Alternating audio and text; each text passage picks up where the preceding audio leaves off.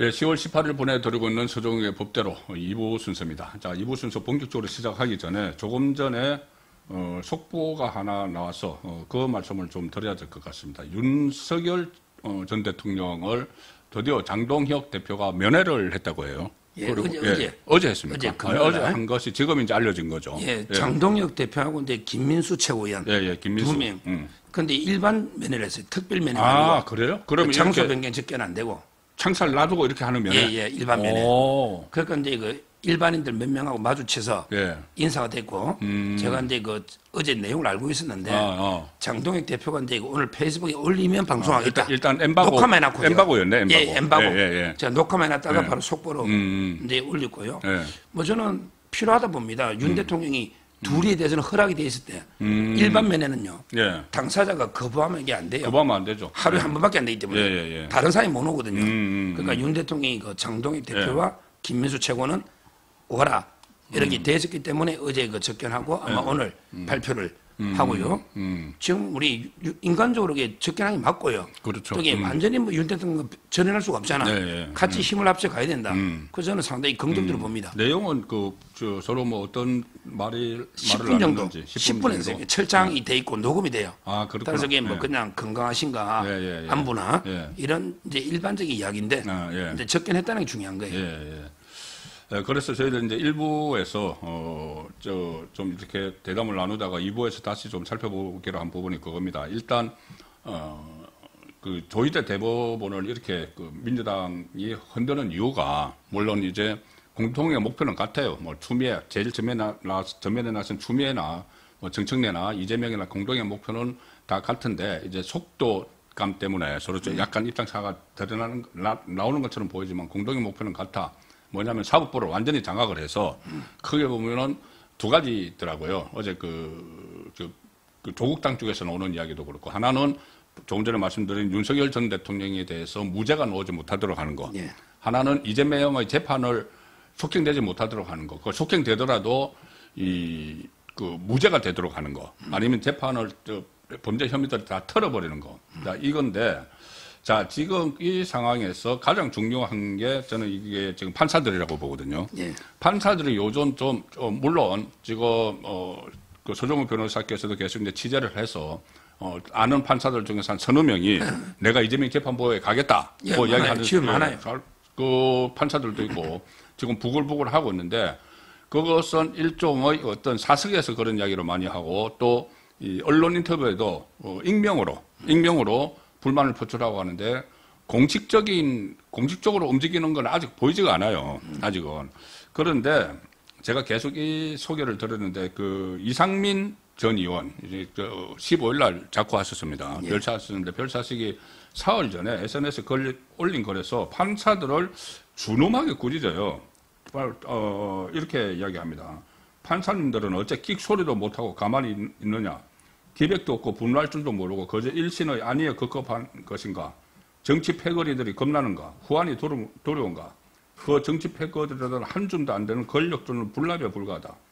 판사님들의 분연히 일어나 우뚝 서시오. 판사들이 분연히 일어나 우뚝 서는 방법은 재판 속경밖에 없지 않습니까, 현재? 판사가 할 수 있는 게 뭐 재판밖에 돼 있죠. 재판이죠. 판사가 뭐 대마하고 뭐 광화문 광장에서 시위하고 촛불 들고 할 수는 없잖아요. 그럼 이게 저는 판사의 재판은요. 권리이자 의무입니다. 아, 그렇죠. 의무죠. 이게 중요한 거예요. 권리이자 의무예요.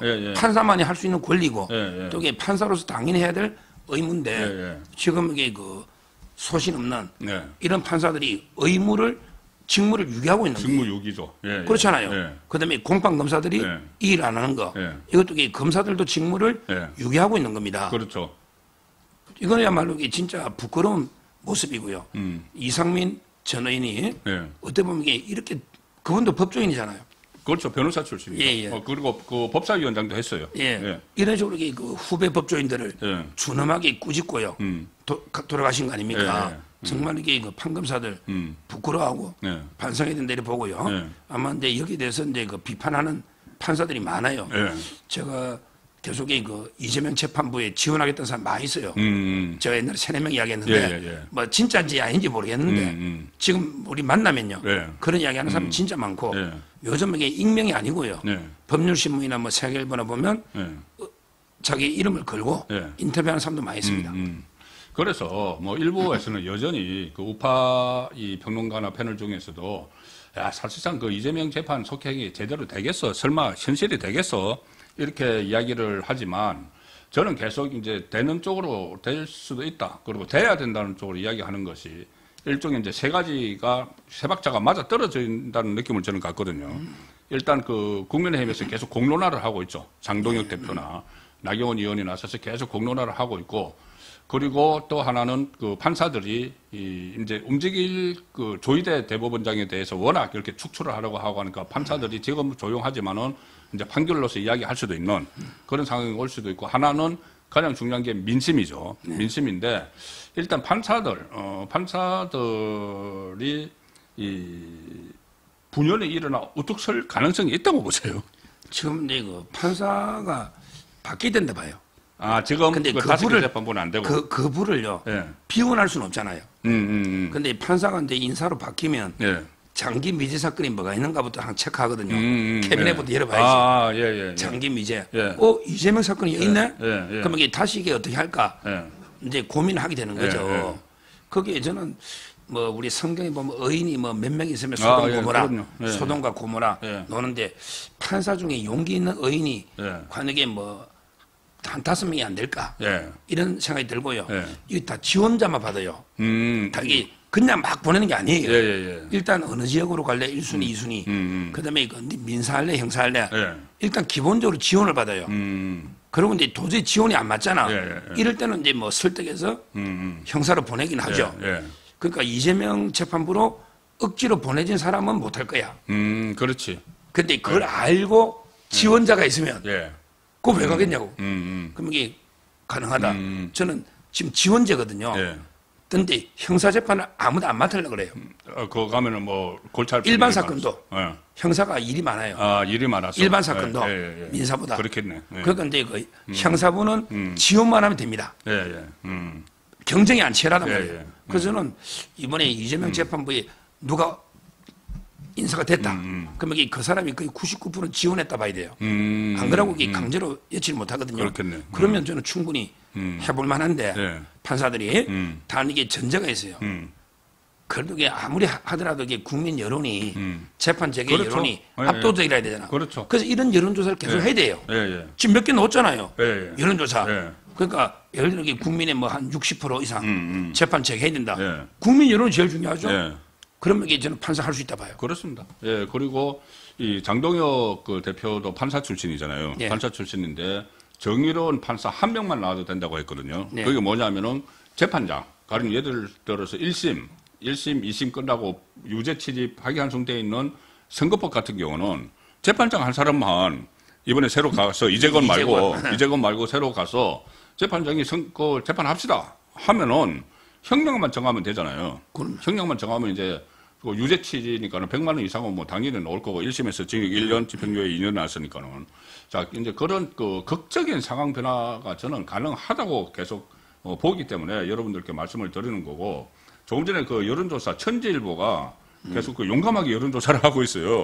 그 재판 속행해야 된다. 그리고 천지일보가 제일 처음에 이 차기 대권 주자 여론조사를 했습니다. 네, 맞습니다. 이게 이재명 정권 출범하자마자 차기 대권 주자 여론조사를 한다는 건 이 정권이 불안하다는 이야기가 되는 거예요. 언제 조기 대선 치러질 수도 있다는 그 전제가 있습니다. 그렇게 되면. 거기다가 재판 속행 여론조사를 했는데 지금 최근에 발표된 거 보면은 그 재판 재개가 필요하다가 불필요하다보다 더 많아요. 예. 많은데 2주 전에 그 격차가 1.9%였는데 지금은 필요하다가 불필요하다보다 7.2% 격차가 나고 있는 상황이면은 이게 또 저번에 그 출구조사. 그게 제일 많았죠. 네, 출구조사할 때 63.9% 나왔잖아요. 맞습니다. 민주당 지지층 중에서도 40% 이상이 나왔습니다. 예. 그러면 이 민심도 지금 받쳐주고 있다고 볼 수가 있지 않나요? 이재명 조희대 대법원장도 계속 국민을 보고 간다. 아, 그렇죠. 그렇죠. 민심보다 더 중요한 게 뭐였어요? 예. 국민이 원하는데. 예. 자기들 이재명 정부는 뭐예요? 그렇죠. 국민 주권 정부라며. 예. 근데 국민이 재판을 원하면 예. 해야 되잖아요. 해야죠. 예. 그러니까 뭐 명분이 없잖아요. 예. 그래서 이런 여론조사도 많이 하고요. 다양하게 뭐 우리가 서명운동도 하고, 예. 그다음에 국회에서도 주장하고 이렇게 다양하게 압박을 해 들어가야 예. 된다. 이 자체가요. 이재명의 레임덕을 가져오는데 큰 도움이 되거든요. 그렇죠. 재판 하면 뭐 완전히 대박으로 끝나는 거고 안 해더라도 이걸로 압박을 하는 거죠. 충분히 재판을 해야 된다. 검찰에서도 좀 너무 조용한 것 같은데 검찰이 그 항고 재판을 제기해야 된다니까 어차피 검찰이 공소 유죄를 하고 있다가 지금 본인들도 재판 안 나가잖아요. 이재명 관련 재판은. 그러면 검찰에서 그때도 계속 이야기 나왔지만은 그 대법원에 이것을 재판을 속행해야 된다는 거 항고를 할 수도 있는 그 여지도 아직 남아 있는 거죠. 그러니까 근데 그 검찰은 상명하복으로 이게 피라미드 조직이니까 근데 그 대검의 지부의 그 지휘를 받아야 되거든요. 지휘부 안 받고 그냥 항고장 딱 내면 되는 게 아니잖아요. 그래서 아마 이게 지휘부의 결단이 중요한데 지금 현재 그 총장이 공석이고 권한 대행 체제잖아요. 그러니까요. 그런 용기가 없는 거죠. 용기가 이 사람들이 이게 이게 검찰의 부끄러움. 그러니까 검찰청이 없어지도 자업자득이라는 게 노는 거예요. 그러니까 그 역시도 민심이 뒷받침되면은 검찰도 움직이지 않을 수가 없는 거죠. 그래서 가장 중요한 게 지금 민심이다. 자 그렇게 보는데 여기서 하나 좀 살펴볼 게 있습니다. 뭐냐면은 어제 법사위가 헌법재판소 그 국감을 했는데 김성환 지금 헌재 소장이죠. 김상환 죄송합니다. 김상환 헌재 소장이 과거에 대법관 할 때 이재명을 한번 구해준 사람이에요. 건순일 그 재판 거래 의혹이 있을 때. 그때 있었죠. 그때 저 대법관을 있으면서 구해줬고 뭐 그런 또 그 공을 세웠다 해서 이재명이 그 은혜를 갚느라고 그랬는지 몰라도 헌법재판소장으로 앉혔는데 어제 헌재에서 그 김상환 헌재 소장이 이 재판 소원 제도가 있어야 된다. 그러니까는 대법원까지 1, 2, 3심 대법원에 끝난 그 사건도 헌재에 다시 한번 재판 소원을 해서 헌재가 무죄로 만들어 버릴 수 있다는 이야기잖아요. 사심죄가 됐잖아요. 그러니까요. 이것도 또 이재명 구하기 아닌가요? 그러니까 근데 이걸 가지고 독일은 뭐 헌법 소원 되는데 판결이 돼서 왜 우리는 왜 안 되느냐 이렇게 말하는데요. 정말 이게 독일의 전체적인 사법 시스템을 봐야 돼요. 우리나라는요. 대법관이 14명이잖아요. 원장 포함해서. 근데 대법관은 완벽하게 그 정당성이 더 커요. 왜 그러냐면 이게 대법원장이 추천해서 국회 다 동의를 봐야 돼요. 그렇죠. 그다음에 대통령이 임명해요. 입법행정 사법이 다 관여하는 거예요. 근데 헌재 재판관은 9명이죠. 근데 대법원장이 3명을 지명한다고요? 그렇네. 그다음에 의회에서 3명 하고요. 그렇죠. 대통령이 3명해. 근데 소장 빼고는 국회 동의도 안 받아요. 그럼 이게 민주적 정당성이 어디가 더 크냐고요. 그렇네. 말이 안 되잖아요. 전체적인 뽑는 시스템이 모든 걸 봐야 되는 거고요. 그렇게 독일도 모든 거 하는 게 아니에요. 헌법에 명백하게 정해진 이런 이제 그 위반에 대해서 제한적으로 되고 있는데, 그런데 우리나라는요. 그럼 이게 예를 들어 뭐 이재명이가 공직선거법이 대법원 갔다. 그럼 이게 대법원에서 뭐 날라갔다. 이러면 이게 헌법재판소 가가지고 뭘 하냐면 적법한 재판을 받을 권리, 적법 절차를 어겼다. 왜 기록도 안 보고 하느냐. 이런 식으로 이게 몰고 갈 수가 있거든요. 이런 게 아니에요. 독일 제도가. 어떤 국민의 기본권이 명확하게 침해될 때 되는데 이 제도를요. 지금도요. 지금도 이 헌법재판소가 한정적으로 해석해가지고 대법원 판결을 취소한 게 한 3건 정도 있어요. 지금도 있어요. 그렇습니까? 한정적으로 제한 해석해서 헌법재판소 법을 3건 정도 취소한 게 있는데 근데 굳이 이걸 완벽하게 사심제로 가면 이재명이 그만 말도 안 되게 뭐 적법 절차를 어겼다든지 또는 이게 뭐 공무담임권을 어겼다든지 이런 거 있잖아요. 또는 이게 뭐 형사소추 특권 이래가지고 이게 다투면 좀 심각한 게 문제가 올 수 있다. 제가 보기에 이재명 외에는 이렇게 다툴 수 리가 없다. 그 지금은 대법원이 훨씬 더 정당성이 있다. 이래 봅니다. 그러니까 일반 그 대법원까지 확정 판결된 거를 헌법재판소까지 끌고 가는 거는 일반 사건에서는 거의 이제 일어나지 않는 일이죠. 그렇죠. 거의 일어나지 않는 이재명 사건만 일어나. 이재명 사건 그러니까 이재명을 위한 이게 지금 뭐 법을 하나 만들겠다. 사건 그 이재명을 위해서 사심 제도를 하겠다. 그러고 그럼 나중에 이재명이 나중에 뭐 법적으로 다 뭐 형을 살든지 해서 다 이제 그게 다 없어지면은 그러면 다시 또 원상 복구를 하나요? 그냥 형식적으로 남겨놓는다고. 그러니 이게 지금 그 사법 체제를 완전히 지금 뒤흔드는 이 상황이 계속되는 것이 오로지 이재명 살리기고 이재명 정권 유지하기인데 자 이재명 정권을 유지하는 축 중에 하나가 완전히 특검입니다. 특검. 3개의 특검을 동시에 이재명 집권 이튿날 국회에서 법 통과시켜서 지금 일종의 그 내란몰이를 막 하고 있죠. 그런데 예. 세 개의 특검이 전체적으로 좀 힘이 빠지는 것 같은데 세 개의 특검 중에서 최근에 가장 논란이 된 게 바로 김건희 특검이죠. 그 전에 뭐 별건 수사해서 막 구속하고 이런 것도 많았고 공무원 그 극단 선택하는 것도 김건희 특검에 수사받고 나서 나왔고 파견 검사들이 집단 저항을 했는데 이번에는 민중기 이 특검이 정말 어처구니가 없어요. 이게 김건희 그 여사와 관련된 이 주가 조작 수사를 이제 특검에서 하다가 처음에 김건희 여사가 주식에 대해서 잘 모른다 이렇게 이야기를 했는데 김건희 여사가 그 뭐죠 그 태양광 태양광 테마주에 투자를 했다. 그러면은 그것은 접근하기 어려운 종목인데 거기에 투자를 했기 때문에 당신은 주식에 대해서 잘 알아. 그러니까 주식에 대해서 잘 아니까 주가 조작했을 수도 있어. 이렇게 이야기를 했거든요. 그런데 그 태양광 주식을 민중기가 같은 시기에 샀다가 1억 얼마 남기고 팔았다는 거예요. 이거는 더 이상 수사 못하는 거 아닙니까? 지금 이제 이게 태양광 업체가 네오세미테크, 네오세미테크인데 거기 그 대표이사가 이사각이 오명환입니다. 아, 오명환. 오명환. 근데요, 이자가 이제 상장하고 나서 1년도 안 돼가 상장 폐지됐잖아. 근데 도망을 가버렸어요. 그래서 외국에 한 4년 도망가다가 잡혀가지고 징역 11년 받았어요. 그렇죠. 오명환이가. 근데 오명환하고 이게 대전고 서울대인데 이 동기가요. 민중기도 있고. 그다음에 거기에 사회이사가 양재택입니다. 아, 그래요? 양재택 검사, 차장 검사. 근데 이 특검 이놈들이 양재택이하고 김건희 여사가 동거란 게 확실하다. 계속 이 동거서를 주장한 사람이 양재택입니다. 아, 그렇죠. 그러니까 검사들이 환멸느끼가 돌아가겠다. 파견 검사. 자, 그게 그러니까 양재택이가 지난주에 말씀하실 때 뭐 염담 패슬 이야기 같은 것만 막 하고 그게 양재택이에요. 동거설. 김건희 여사하고. 양재택이 사회이사입니까? 그러니까 양재택이는 주식을 샀는데 팔지를 못해. 보호 예수가 있어요. 임원들은 사면 뭐 1년 동안 못 판다. 이런 게 보호 예수랍니다. 그러니까 양재택이는 뻔히 알면서도 못 팔아가 손해를 봐. 근데 아마 이게 양재택이가 동건 안 해도 김건희 여사하고 친하잖아. 엄마하고도 친해요. 그러니까 이제 뭐 같이 여행도 가고 그랬잖아요. 근데 난 동거서로 저는 안 믿으니까. 하여튼 아니 그러니까 최은순, 김건희 모녀하고 같이 여행도 가고 부부끼리 부부 같이 여행도 가고 그랬어요. 그 소개로 아마 김건희 여사가 좀 투자한 것 같아요. 근데 김건희 여사는 얼마에 사서 얼마 파는지를 몰라 특검이. 파는 걸 잘 몰라. 추정컨대 한 2배 정도 벌었다. 이렇게 봐요. 근데 민중기는요. 이걸 이게 자기 말로는 신고 재산은 500억으로 신고해서 500만 원. 공직 신고할 때. 근데 실제 자기 말로는 뭐 지인 소개로 3, 4천만 원 투자해서 1억 5,800에 팔았다. 이랬거든요. 근데 정권사 직원이 전화가 팔았대서요. 근데 정권사 직원이 정보를 어떻게 알아요? 그러니까. 피해자가 7,000명인데 정권사 직원이 그것만 전해줄 리 없죠. 알 수도 없고. 그런데 팔은 시점이 오명환하고 그다음에 똑같아요. 18,000원, 1,800원에. 그러니까.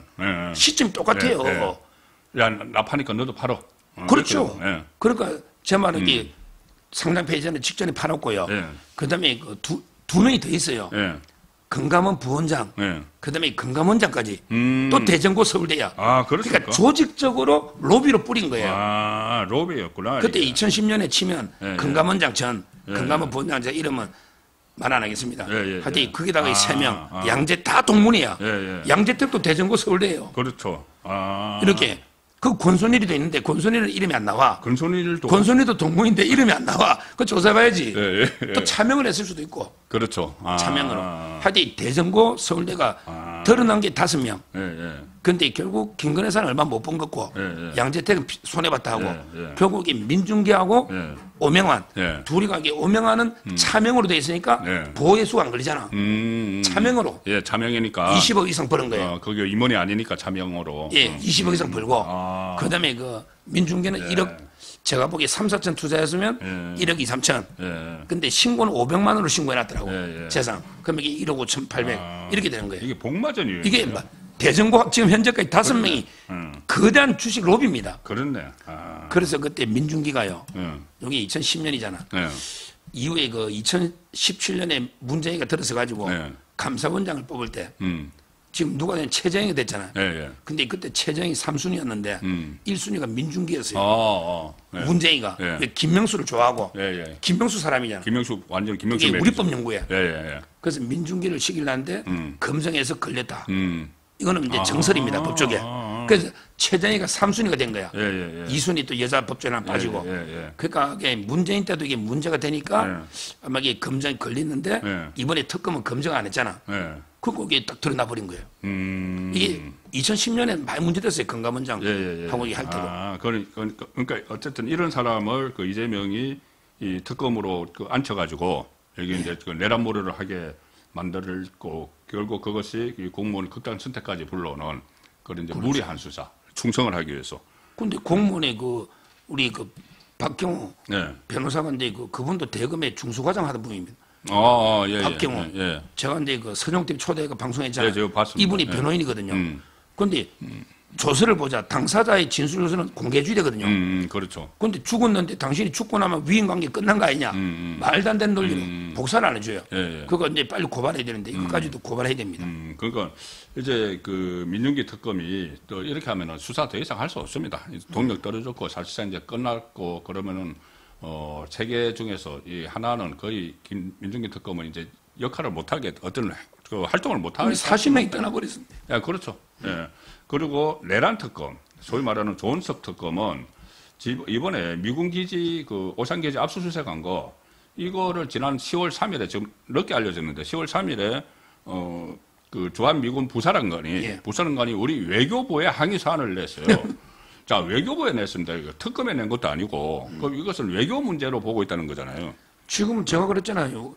트럼프가 정확하게 알고 있다니까요. 예, 예. 그러니까. 미국 대사관도 있잖아요, 우리나라에. 예, 예. 당연히 트럼프한테 직보합니다. 예, 예. 미국의 국무부로 직보한다고. 예. 우리나라도 그다음에 국방부도 직보할 거 아닙니까? 그렇죠. 이거는 이게 미국하고 우리가 공동으로 관리하는 정찰 자산이에요. 예, 정찰 그런데 자산. 특히 자산은 소유권은 미국한테 있는 거예요. 예. 정찰 자산이. 예. 이걸 이게 그냥 미국한테 상의도 안 하고 압수했다. 예. 이건 소파 주둔군지 협정이잖아요. 예. 소파 위반으로. 그래서 이게 공군 중장이 예. 부사령관이거든요. 그래서 이번에 이제 외교부에 직접 했는데 예. 자꾸 특검이 문제 없다. 예. 이건 말도 안 되는 이야기고 예. 트럼프 대통령이 급대노를 한 거죠. 그렇죠. 오죽하면 이 대통령 이재명한테 언급했잖아요. 그렇죠. 이게 심각한 문제입니다. 특검이 이렇게까지 무리하게 오산 기지를 압수수색한 게 결국은 윤석열 전 대통령이 외환죄를 씌우기 위한 거잖아요. 예. 그 북한의 도발을 유도하기 위해서 무인기를 띄웠다. 그런데 말도 안 되는 게 제가 상식적으로 생각해도 그때 북한에 우리나라에 그 오물풍설 날리고 그럼 맞대응을 해야죠. 무인기도 많이 왔어요. 네, 무인기도 오고 그때 무인기 용산 위에만 날아다녔잖아요. 예. 그러면 그 시점인데 그걸 우리가 맞대응을 한 걸 가지고 그걸 가지고 외환으로 덮어 씌우기 위해서 이렇게 무리한 수사를 하다가 지금 미군 그러니까는 국제 문제가 돼버렸어요. 외교 문제가 돼버리는 이 상황이 됐고 또 저는 내란 특검 소위 말하는 내란 특검이 계속 앞장서서 몰아쳤는데 한계에 다다랐다고 제가 느낀 게 그때 한덕수 그 전 총리 영장 기각때 이어서 지난주에 그 박성재 전 법무부 장관 영장이 기각됐잖아요. 이것도 이제 완전히 동력이 떨어지는 거 아닌가요? 결국 이제 한덕수 기각, 그다음에 김용대, 김용대 드론사령관 그거 기각됐죠. 그다음에 박성대 기각, 그다음에 추경호는 아예 소환도 못 하고 있잖아요. 추경호 소환 못 하고 있죠. 지금 이제 한동훈이가 정인 안 나가고 있잖아요. 한동훈이도. 이러니까 이게 밀고를 할 수가 없으니까. 동력이 떨어지고, 그다음에 검사들이 공판 검사들이 지금 상복 입고. 그래. 검은 넥타이 메고 오니까 이것도 이게 추석 연휴 전에 그렇게. 그리고 이제 내란하고 외환이 있는데 우리 국가적 법익 중에 내란의 가장 핵심은 뭐냐? 내란이라는 거는 이게 국가 기관을 마비시키는 거예요. 상당 기간. 그렇죠. 상당 기간 국가 기관을 마비를 시키는 거예요. 내란이. 근데 그것도 해당이 안 되고 외환은요 가장 중요한 게 통모입니다. 외환에 관한 죄가 한 열 몇 개 돼요. 그 중에 모든 죄가 외국과 통모하여. 통모하여. 그러니까 외국하고 내통해가지고. 김정을 하고 내통을 했어야 돼요. 그렇죠. 내통해서 이게 쳐들어와라. 근데 분노해가 쳐들어오면 그건 외환이 아니에요. 그렇잖아요. 뭐 자해행위는 자해행위인데. 그렇죠. 근데 분노해가지고 막 열받게 도발하게 하는 거는 이건 외환이 아니에요. 그냥 이거는 자해극이지. 안보 자해극. 그러니까 외환이 뭔지도 모르는 모든 외환죄는 통모가 들어갑니다. 그러니까 이자들이 북한을 이롭겠다. 예. 그러면 이게 일반 이적이잖아요. 예, 예. 일반 이적도 통모해서 이롭게야죠. 제가 이적도. 북한하고 통모 안 하고 예. 북한한테 뭐 몰래 퍼주고 몰래 내가 북한한테 뭐 지원해줘도요. 외환이 안 돼요. 항상 통모를 해야 됩니다. 예, 예.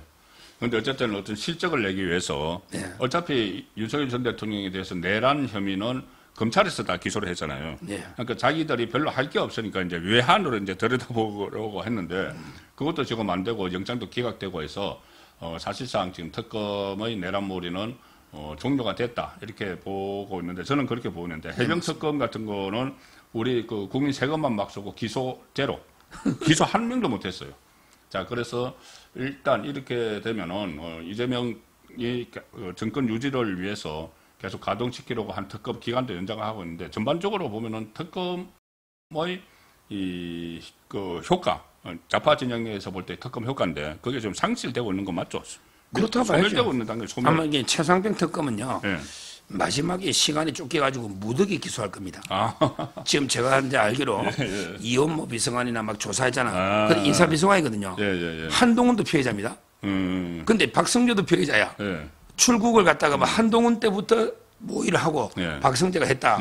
그래서 아마 이게 윤석열, 한동훈, 박성재 뭐 이종서 말할 것도 없고 임성근, 그다음에 김기한 사령관, 뭐 이원모까지 무더기로 기소할 거야. 근데 제가 보기에 윤 대통령이 무죄가 나오거든요. 경로연기 직권 남용이 될 수가 없어요. 군 통수권자이기 때문에. 그래서 제가 보기에 기소는 무더기로 하는데 전부 이게 역대 특검 사상 유죄가 0이 나오는 이런 특검이 될 거고요. 근데 중요한 게 공소유지할 사람이 없어요. 지금 이게 그 호주 출국 전부 그 경찰팀이 합니다. 그 제가 물어봤더니 공소유지는 그 검사가 해야 되잖아요. 예? 검사가 해야 되잖아요. 그러니까요. 경찰이 다 호주 이종서 보낸 거죠. 좀 이게 경찰팀이 합니다. 그러니까 두 개로 나눠 가지고 검찰팀은 대통령 경로, 그다음에 경찰팀은 호주 대사 이렇게 나누는데 호주 대사 이런 게 말도 안 되게 지금 무리하게 피해자 많이 들어와 있잖아요. 근데 이 사람들은 법정에 못 오잖아. 그다음에 앞에 검사들 돌아가면요. 공소 유지할 사람도 없다. 아마 역대 최악의 참사를 끝날 겁니다. 거기 경찰팀이 얼마나 무리하냐면 그 이원모 비서관도 서명 안 하고 왔습니다. 아니 검사한테 진술 조세. 이원모 비서관이 검사 생활 몇 년 하고 인사비서관이 공직기강이잖아. 근데 서명도 안 하고 왜? 말한 대로 안 적어주고 조작을 하니까 그래서 이번에 정해철 면장이 돌아가신 거 아닙니까? 진짜 이거는 말도 안 되는 엉터리 수사입니다. 그래서 특검을 특검해야 된다는 말이 나오는 거군요. 알겠습니다. 오늘 그 서종의 법대로에서는 일부에서는 주로 이제 그 법원 판사들의 좀 그 분위기가 어떤지 워낙 조희대 대법원장 축출하기 위해서 말도 안 되는 뭐 현장 그 국감을 한다고 해서 법대에 올라가고 막 이런 그 일이 있었기 때문에 판사들의 분위기 그리고 민심 이재명 재판 속행을 위한 그런 부분들을 중점적으로 살펴봤습니다. 그리고 2부에서는 뭐 거기에 연장되는 말도 있었지만은 내란몰이가 좀 꺼지고 있다. 꺼지고 있다는 소식까지 오늘 살펴봤습니다. 10월 18일 보내드린 서종의 법대로 여기서 마무리하겠습니다. 고맙습니다. 감사합니다.